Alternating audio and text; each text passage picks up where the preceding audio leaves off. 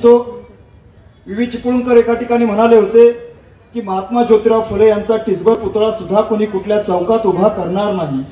पण या ठिकाणी मला सांगायला अतिशय आनंद वाटतो, महात्मा ज्योतिराव फुलेंचा विचार, महात्मा ज्योतिराव फुलेंचे पुतळे खेड्यापाड्यापासून ते दिल्लीतल्या संसदेपर्यंत विराजमान करण्याचं काम अखिल भारतीय महात्मा फुले समता परिषदेच्या माध्यमातून आदरणीय भुजबळ साहेबांनी या ठिकाणी केलेलं आहे। मी आदरणीय साहेबांना या ठिकाणी विनंती करतो, आपण आम्हाला या ठिकाणी मार्गदर्शन करावं।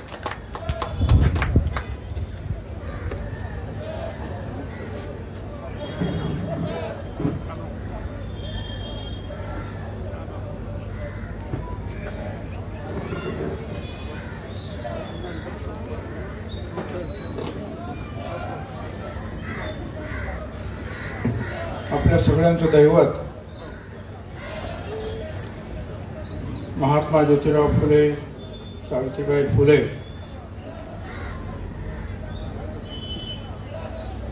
त्यांच्या घरी, त्यांच्या वाड्यात, ज्या वाड्यातील विहिरीच्या पाण्यानं सामाजिक क्रांती पेटवली त्या देशामध्ये, जगामध्ये त्याला मान्यता मिळाली, तर महात्मा ज्योतिराव फुले यांची 130 वर्ष झाली ते जाऊन। ही साधी गोष्ट नाही आहे आणि आज केवळ इथंच नाही तर महाराष्ट्रात, आणि महाराष्ट्रातच नाही तर देशात आणि परदेशामध्ये सुद्धा महात्मा ज्योतिराव फुले यांना आदरांजली अर्पण करण्यात येते।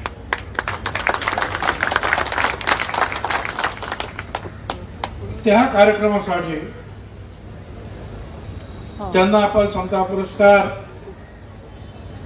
दिला। डॉक्टर तात्याराव लहाणे, समता परिषदेचे कार्याध्यक्ष बापू भुजबळ, फुले शाहू आंबेडकरांच्या पूर्ण कामाचे अभ्यासक प्राध्यापक हरी नरके, पंकज समीर, रुपाली चाकणकर, मंजिरी घाडगे, जयदेवराव गायकवाड, कमल ढोले पाटील, शिवाजीराव नरावडे, रवींद्र पवार, एकनाथ खेडकर, डी.वाय. पाटील विद्यापीठाचे कुलगुरू आहेत ते, योगेश सहाने, गौतम बेंगाळे, प्रितेश गवळी, समता परिषदेचे सर्व पदाधिकारी, पुण्यातील सर्व पदाधिकारी, पुण्यातील या समता परिषदेच्या पदाधिकाऱ्यांचं विशेषतः थोडं यावर्षी अभिनंदन करतो, कारण मध्येच अडचण 4 दिवसापूर्वी निर्माण झाली की पोलीस परमिशनच देत नाही, महानगरपालिका परमिशनच देत नाही या काय, आणि मग शेवटी सगळ्यांना पुन्हा करून पळापळ झाली त्यांची, पण शेवटी हा कार्यक्रम त्यांनी यशस्वीरित्या आज आपण पार पाडू शकतो, त्यासाठी त्यांना आपण धन्यवाद देऊया। कारण महात्मा ज्योतिराव फुले समता पुरस्कार जो आहे त्या संदर्भात जे बरंच बोललं गेलंय, माझे केंद्रीय कृषी मंत्री शरदरावजी पवार, केंद्रीय मंत्री माजी वीरप्पा मोइली, खासदार शरद यादव, तेही माजी मंत्री, ज्येष्ठ पत्रकार कुमार केतकर, ज्येष्ठ विचारवंत रावसाहेब कसबे, समाजसेवक ज्येष्ठ बाबा आढा, ज्येष्ठ लेखक doctor Bhalchandra Nemade, doctor BL. Mungekar, लेखिका अरुंधती राय, प्राध्यापक मागोमाळी, फादर फ्रान्सिस दिब्रेटो, हरी नरके, अशा अनेकांना हा पुरस्कार मिळालेला आहे।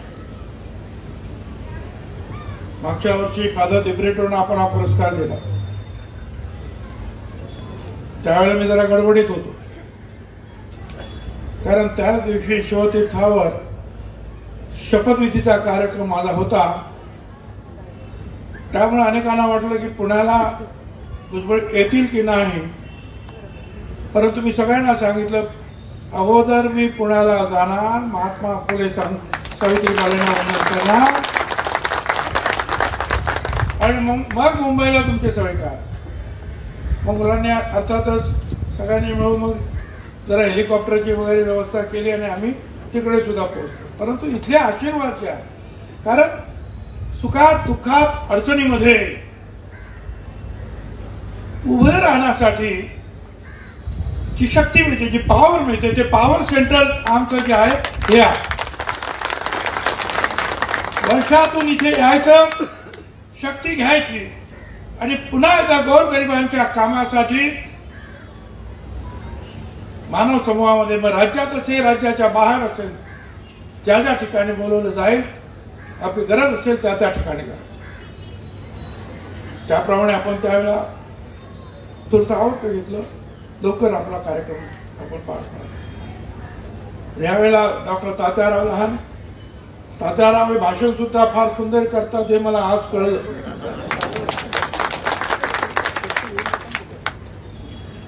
त्यामुळे तुम्ही जेव्हा रिटायर्ड होणार त्यावेळेला आम्हाला आमचं आमंत्रण आहे तुम्हाला. अहो किती मोठं काम, 50 लाख लोकांना तपासायचं, 1.5 लाख लोकांचे ऑपरेशन करायचे, स्वतः एवढा आजार, गरिबी, रात्रंदिवस काम, फार मोठं काम. मगाशी तात्यारावांनी सांगितलं खरं आहे. तात्याराव हे नजर देण्याचं काम करतात, पण दृष्टी देण्याचं काम मानवाला जर कोणी केलं असेल तर महात्मा ज्योतिराव फुले यांनी केलं. दिसणं, नजर असणं आणि दृष्टी याच्यामध्ये फरक आहे. दिसणारे तर सगळेच आहेत, ते आंधळे बिचारे ते नसतील, ते सोडून सगळे आहेत. दृष्टी ज्यांना दिसत नाही, नजर नाही. नजर असून दृष्टी नसेल तर तुम्ही मानवाच्या उपयोगी पडू शकत नाही, समाजाच्या उपयोगी पडू शकत. अशी दृष्टी पाहिजे समाजसेवेची. तात्यारावांना ती आहे. महात्मा ज्योतिराव फुले, सावित्रीबाई फुले, डॉक्टर बाबासाहेब आंबेडकर किंवा छत्रपती शिवाजी महाराज सगळ्यांना बरोबर घेऊन कशा रीतीने युद्ध जिंकायचं, लहान मोठ्यांना जवळ करायचं, लहान लहान घटकांना जवळ करायचं आणि आपली योजना, आपली लढाई यशस्वी करायची. महाराजांनी सुद्धा शिकवलं. आणि त्यासाठी समता परिषदेची स्थापना ज्या वेळेला केली त्यावेळेला असं लक्षात आलं की या राज्यातील, देशातील हा जो मागासवर्गीय घटक आहे, फुले शाहू आंबेडकरांना मानणारा जो बहुजन वर्ग आहे, त्याच्यासाठी आपल्याला काम करायला पाहिजे. त्याच्यासाठी शिक्षण असेल, आरोग्य असेल, घरदार असेल, नोकरी धंदा असेल, या सगळ्या गोष्टींमध्ये आपल्याला काहीतरी करता आलं पाहिजे आणि म्हणून समता परिषदेची स्थापना झाली. आणि तुम्हाला सांगतो, महात्मा फुले समता परिषदेची स्थापना झाल्यानंतर पहिलाच जो मेळावा लाखो लोकांचा झाला तो जालन्याला झाला. कडकडीत पुण्यामध्ये 6 तास लोक बसून होते, फोड आले मांड्यांना. सभामंचावर मुख्यमंत्री शरद पवार होते, विलासराव देशमुख मंत्री होते, शिवाजीराव देशमुख, सिद्धराम केसरी, छगन भुजबळ सुद्धा त्यावेळेला मंत्री. आणि समता परिषदेने एक मागणी केली की आम्हाला मंडल आयोग महाराष्ट्रामध्ये लागू करून द्या. सगळ्यांनी जयघोष केला की आम्हाला तो मंडल आयोग मिळालाच पाहिजे. लोकांची ती तळमळ, तडफाड पाहून पवार साहेबांनी सांगितलं होय मी हे नक्की करेन. आणि पवार साहेबांनी शिक्षणात, नोकरीत, त्याबरोबर राजकारणात सुद्धा आरक्षण देण्याचं काम केलं. आणि मग दुसरा मेळावा झाला तो होता महात्मा ज्योतिराव फुले यांचं हे स्मारक राष्ट्राला अर्पण करण्यासाठी राष्ट्रपती शंकरदयाळजी शर्मा आले होते. एसपी कॉलेजला मीटिंग झाली, जाहीर सभा 5 लाख लोक होते. आणि जागा नव्हती म्हणून जवळ तेवढेच 5 लाख शहरात फिरत होते आणि मंचावर होते राष्ट्रपती, अलेक्झांडर, राज्यपाल आणि मुख्यमंत्री आणि आम्ही सगळे. राज्यपालांनी भाषणात म्हणाले, एवढे लोक तर मी माझ्या आयुष्यात कधी पाहिलेच नाही एकत्र, एवढे लोक. आणि त्या 5 लाख लोकांमध्ये एकच ठराव आपण मंजूर केला आणि हा बहुसंख्य समाज हा नामदलित होता, ओबीसी होता, बहुजन वर्गाचा होता. आम्ही एकच ठराव पास केला. महात्मा फुलेंना ज्या बाबासाहेब आंबेडकरांनी गुरु मानलं आणि काम केलं, त्या बाबासाहेब आंबेडकरांचं नाव मराठवाडा विद्यापीठाला द्यायला असतं. 5 लाख लोकांचे हात वरती झाले. पवार साहेबांनी सांगितलं, भुजबळ तुम्ही जालन्याच्या मीटिंगमध्ये सांगितलं, मी 1 महिन्यात केलं, मंडळ लागू. तुमची ही मागणी 1 महिन्यात मी पूर्ण करणार. अडचणी खूप आल्या, राज्य शकट बदले, लोक विरोधात जाते. पवार साहेब म्हणाले, सरकार गेलं तरी बेहतर, ते जाईल ते परत येईल.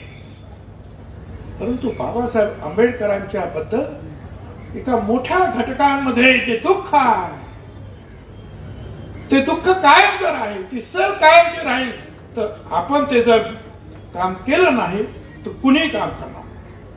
पवार साहेबांनी ते काम केलं, आम्ही सगळ्यांनी त्यांना मदत केली.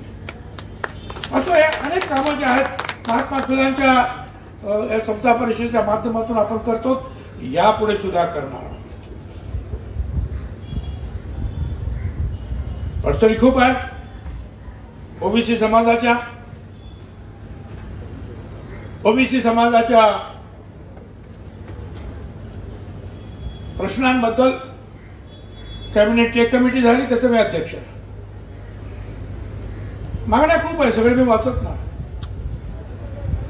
परंतु जसं बारकी आहे, जसं सारथी आहे, तसं महाज्योती निर्माण करण्यात येईल आणि त्याला जो आहे इतरांसारखाच, म्हणजे आता 50 कोटी आहे, तो आणखीन 150 कोटी रुपये, एकूण 200 कोटी रुपये महाज्योतीला द्या, असा आमचा प्रयत्न. शिष्यवृत्ती ती सुद्धा आपण सुरू केली. अर्धी फी आपण मेडिकल कॉलेज, इंजिनिअरिंग कॉलेजमध्ये भरतो आहोत, कारण दलित आणि आदिवासी समाजाला केंद्राकडून पैसे येतात, हे पैसे राज्याकडून दिले जातात. परंतु ह्या अडचणीमुळे ते पैसे वेळेवर गेले नाहीत. या वर्षी ताबडतोब 1,500 कोटी रुपये देण्यात यावे अशी मागणी आपण करतो. इतर मागासवर्गीयाचं भाग भांडवल जे आहे,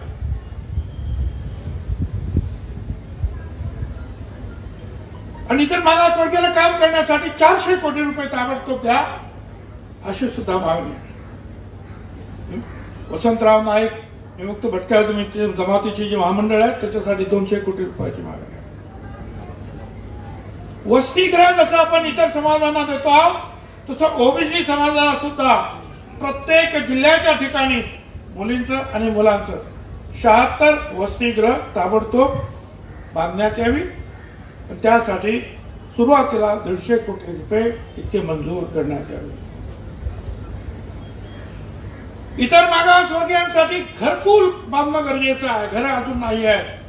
सावित्रीबाई फुले घरकुल योजना पुढे आणण्याचा आपला निश्चय आहे आणि त्यातून सुरुवातीला आपण 100 कोटीची मागणी केली की ज्यातून आपल्याला घरं बांधता येतील. जोपर्यंत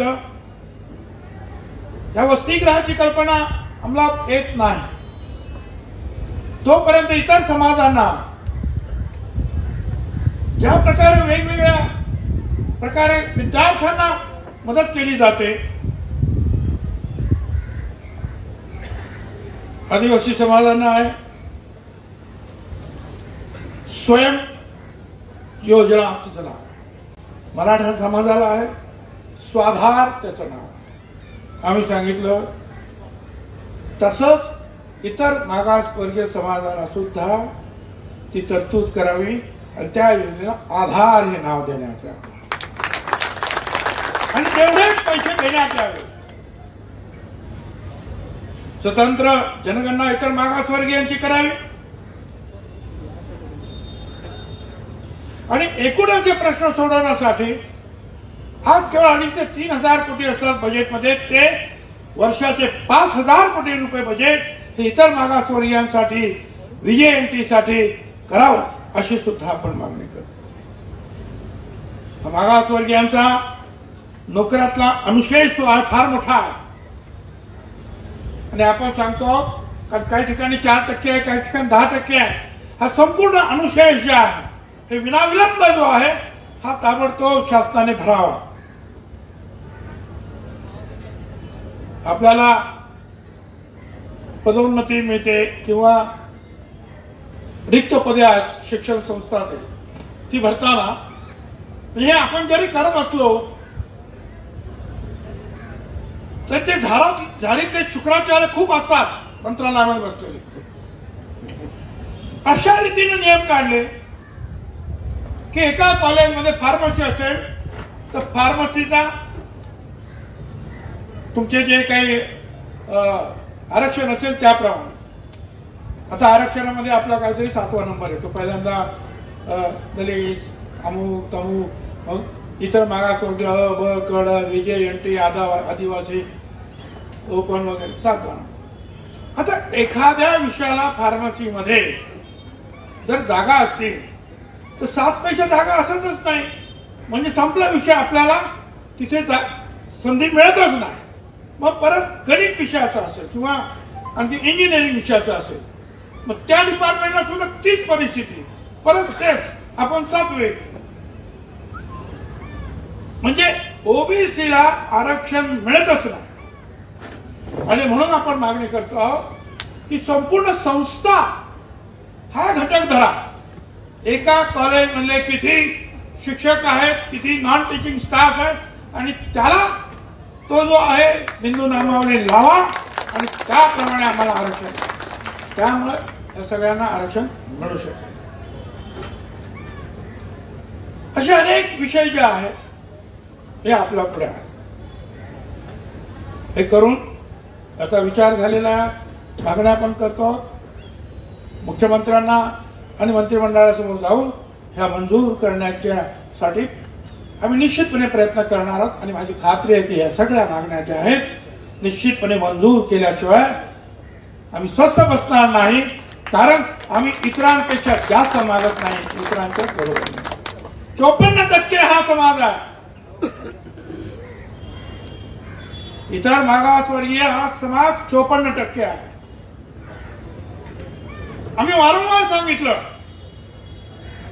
की मराठा आरक्षणाला आमचा विरोध नाही. आघाडी सरकारचं काम सुरू होतं, आघाडी सरकारनं मराठा समाजाला आरक्षण दिलं, मी सपोर्ट केला. फडणवीस सरकारनं मराठा आरक्षणाचा दुसरा कायदा केला. पहिला कायदा बाजूला ठेवून किंवा तो योग्य नाही असं म्हणाले, दुसरा कायदा मी सपोर्ट केला.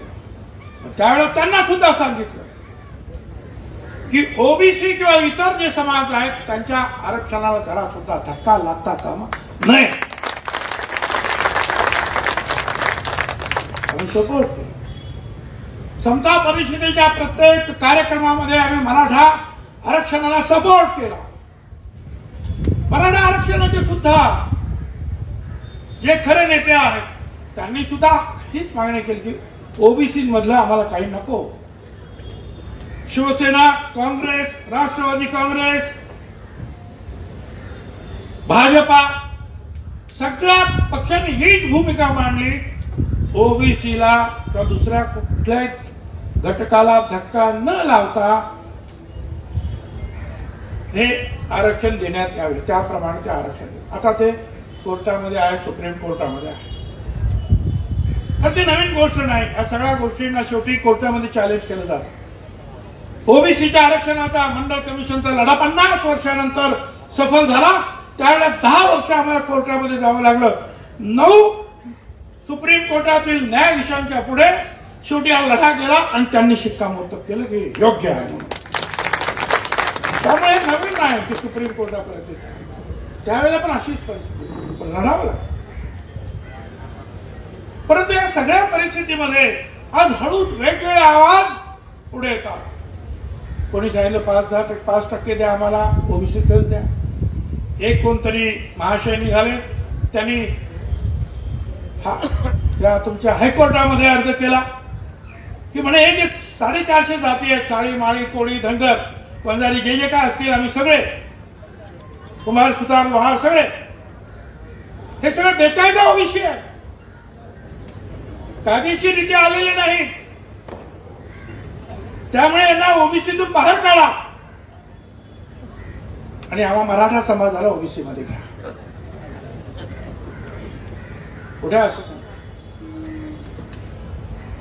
ते त्यांचं जे अपील असेल, आमची जी काही मागणी असेल ती चर्चेसाठी हायकोर्टाने स्वीकृत केलेली आहे.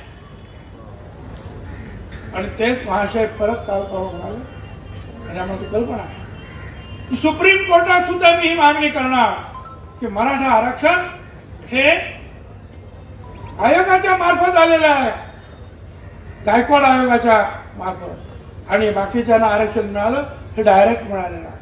आम्ही त्यांना तिथे सुद्धा मागणी करणे की यांना बाहेर घ्या. हळूहळू आम्ही पूर्णपणे सपोर्ट करत असताना सुद्धा वेगळ्या मार्गावर लढा जातोय की काय असं पाहायला मिळालं. आणि म्हणून सगळ्या सत्ता परिषदेच्या लोकांना मी महाराष्ट्रामध्ये मोर्चे काढायला सांगितले. हे मोर्चे तुम्हाला काढावे लागतील. तुम्ही गप्पा बसलात तर तुम्हाला काही मिळणार नाही. तुम्हाला तुमची ताकद दाखवावी लागेल. आजकालच्या लोकशाहीमध्ये डोक्याच्या किंमत डोकी मोजली जातात, किती डोके आहेत ती. शक्ती मोजली जाते की तुम्ही रस्त्यावर किती लढू शकता. त्यानुसार या लोकशाहीमध्ये कामकाज चालतं, सगळ्यांना कल्पना आहे.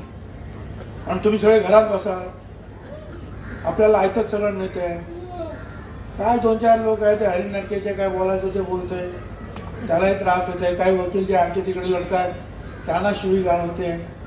छगन भुजबळला तर वेगवेगळ्या प्रकारे त्रास होतोय, सगळ्यांना कल्पना. पण आपल्याला मिळतंय, मग कशाला जरा माझे आपल्याला सांगणार की आपल्याला हे टिकवायचं असेल, नसेल टिकवायचं तर प्रश्न मिटला.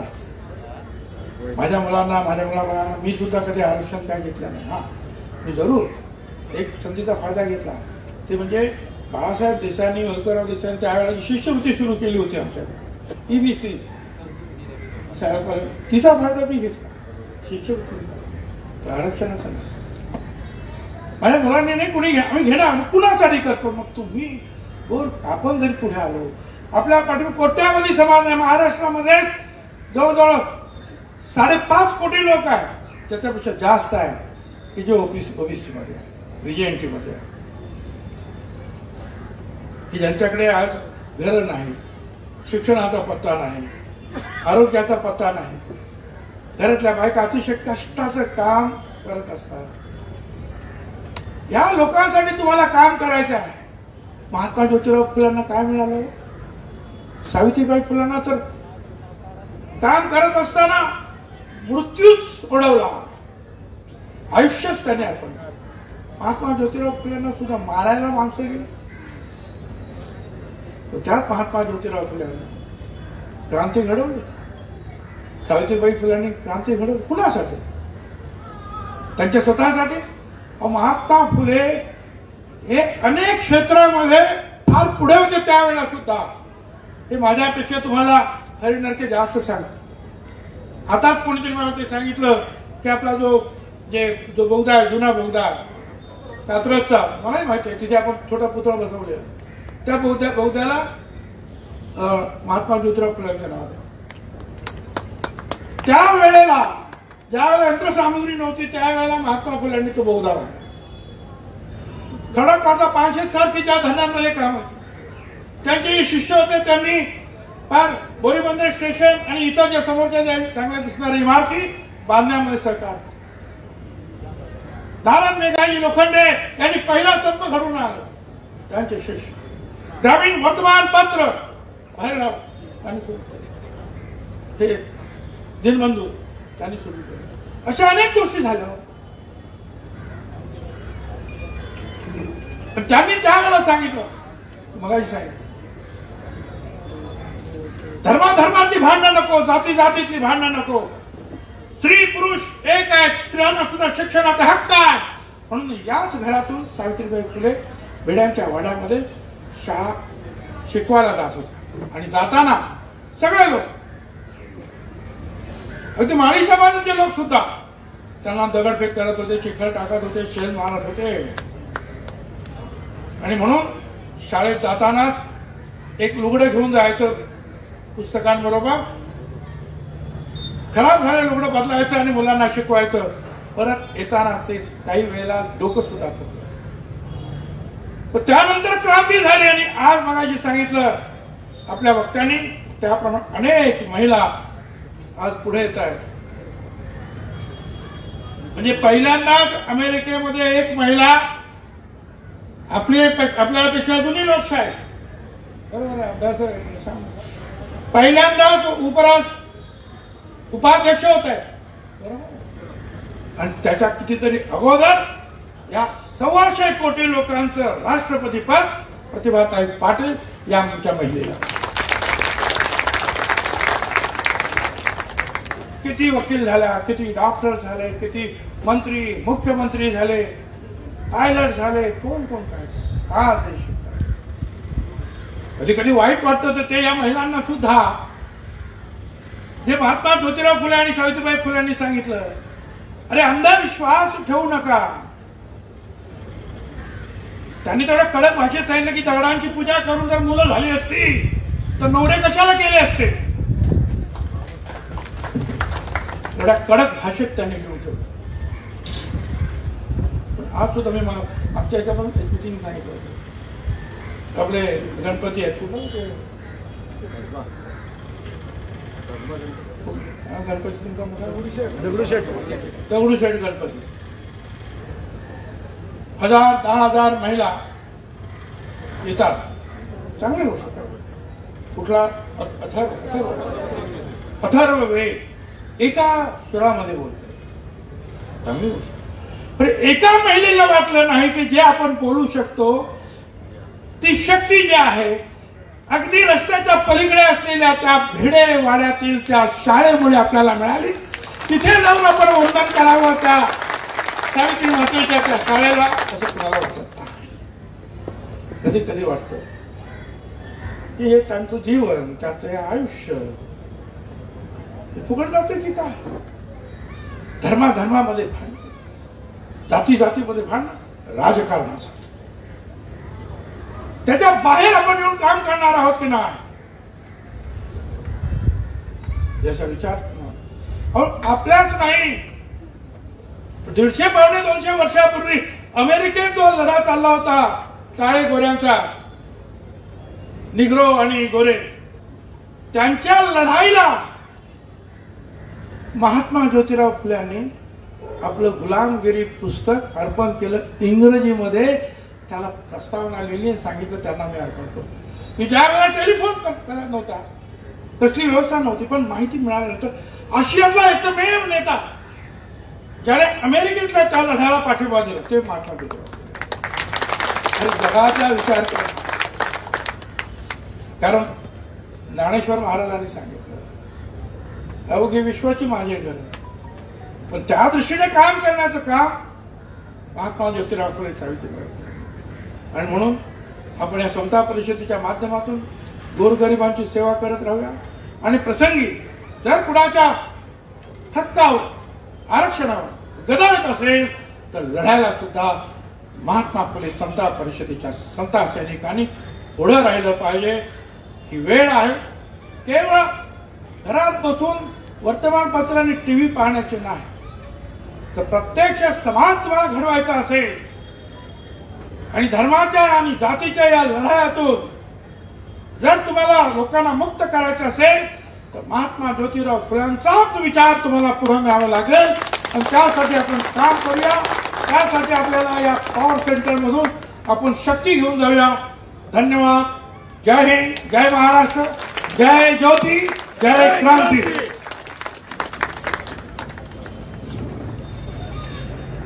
धन्यवाद साहेब.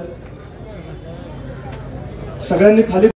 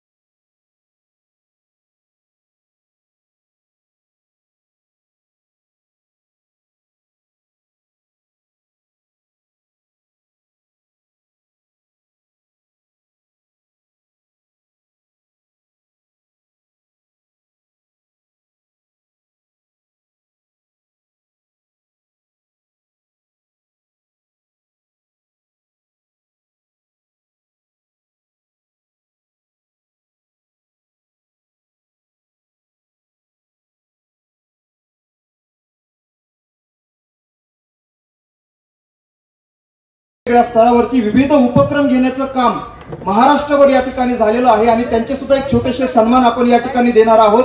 तत्पूर्वी या कार्यक्रमाचं समारोप करण्यासाठी मी समता परिषदेचे शहराध्यक्ष बनकर सर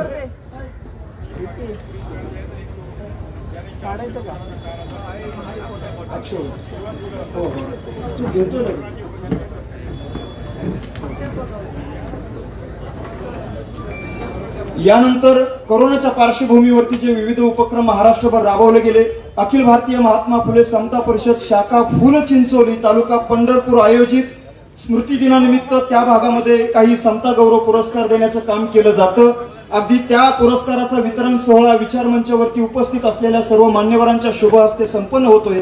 या ठिकाणी सामाजिक क्षेत्रामध्ये पुरस्कार दिलेला सद्दाम मनेरे यांना या ठिकाणी सामाजिक क्षेत्रातला समता पुरस्कार आपण देत आहोत. त्यांनी या ठिकाणी लवकर येऊन आपला हा पुरस्कार स्वीकारायचा आहे. त्यानंतर शैक्षणिक क्षेत्रातील पुरस्कार माननीय डॉक्टर कैलास करंडे यांना या ठिकाणी दिला जात आहे. त्यांनी सुद्धा लगेच या ठिकाणी येऊन घेऊन जावं.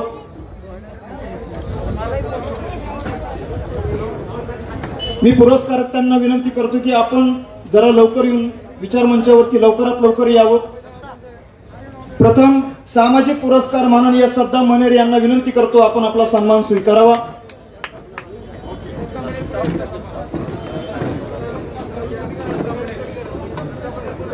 मी विचार मंचावरच्या मान्यवरांना विनंती करतो आपण या पुरस्काराचा या ठिकाणी सन्मान करावा. त्यानंतर शैक्षणिक क्षेत्रातील पुरस्कार माननीय डॉक्टर कैलास करंडे यांना विनंती करतो आपण आपला सन्मान या ठिकाणी देऊन जावा.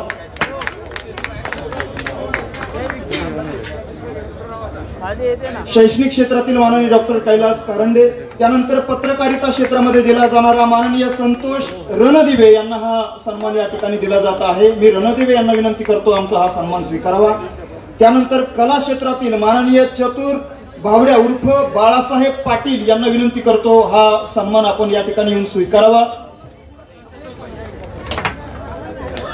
कला क्षेत्रातील बाळासाहेब पाटील. त्यानंतर कृषी क्षेत्रामध्ये दिला जाणारा हा सन्मान भैरवनाथ गुरांडे यांना मी विनंती करतो आपण कृषी क्षेत्रातील हा सन्मान आपण स्वीकारावा.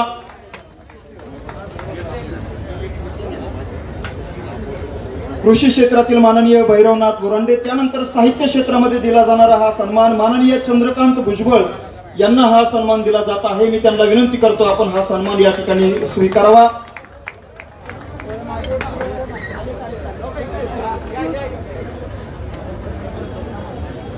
धन्यवाद. यानंतर कोरोनाच्या पार्श्वभूमीवरती आम्ही काही निबंध स्पर्धा घेतल्या होत्या. एक दिवा ज्ञानाचा, एक दिवा संविधानाचा या विषयावरती आम्ही निबंध स्पर्धा घेतल्या. महाराष्ट्राच्या कानाकोपऱ्यातून तब्बल आम्हाला 2000च्या आसपास निबंध प्राप्त झाले.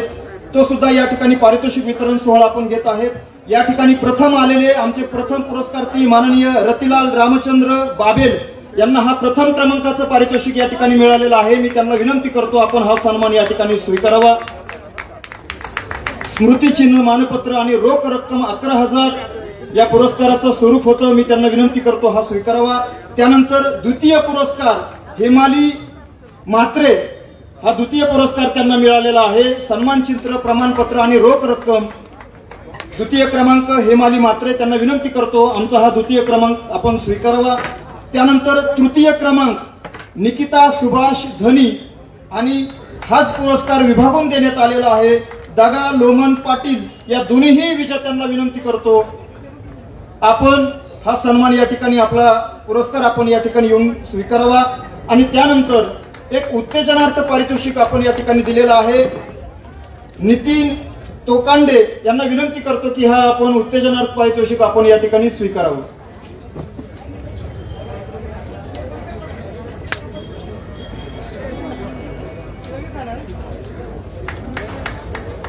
खर तर या कोरोनाच्या पार्श्वभूमीमध्ये, लॉकडाऊनच्या काळामध्ये काही लग्न पुढे ढकलली आणि लग्न पुढे ढकलत असताना एक 400 गरजू लोकांना मोफत जेवण पेशंट, वयोवृद्ध हॉस्पिटलमध्ये ज्यांनी खऱ्या अर्थानं पोहोचविण्याचं काम केलं.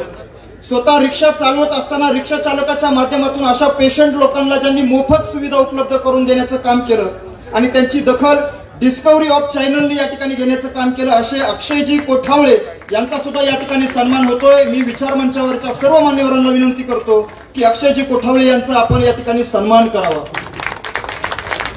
आणि यानंतर अखिल भारतीय महात्मा फुले समता परिषद हडपसर विधानसभा यांच्या वतीनं कैलासवासी दत्तात्रय देवराम ससाने सरपंच यांच्या स्मरणार्थ माननीय श्री योगेश दत्तात्रय ससाने नगरसेवक पुणे महानगरपालिका यांच्या वतीनं समता परिषदेच्या वतीनं 2 रुग्णवाहिका या ठिकाणी समाजासाठी या ठिकाणी रुग्णवाहिका अर्पण करण्यात येत आहेत. मी विचार मंचावरच्या सर्व मान्यवरांना विनंती करतो आपण या रुग्णवाहिकाचं फीत कापून या समाजासाठी आपण या ठिकाणी अर्पण कराव्यात.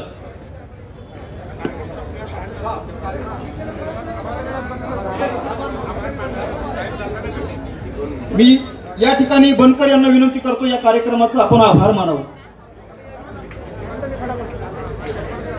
अखिल भारतीय महात्मा फुले समता परिषद महात्मा ज्योतिराव फुले यांचा 130वा स्मृती दिन महात्मा फुले समता पुरस्कार वितरण सोहळा या कार्यक्रमासाठी पुरस्कार्थी पद्मश्री डॉक्टर तात्याराव लहाने,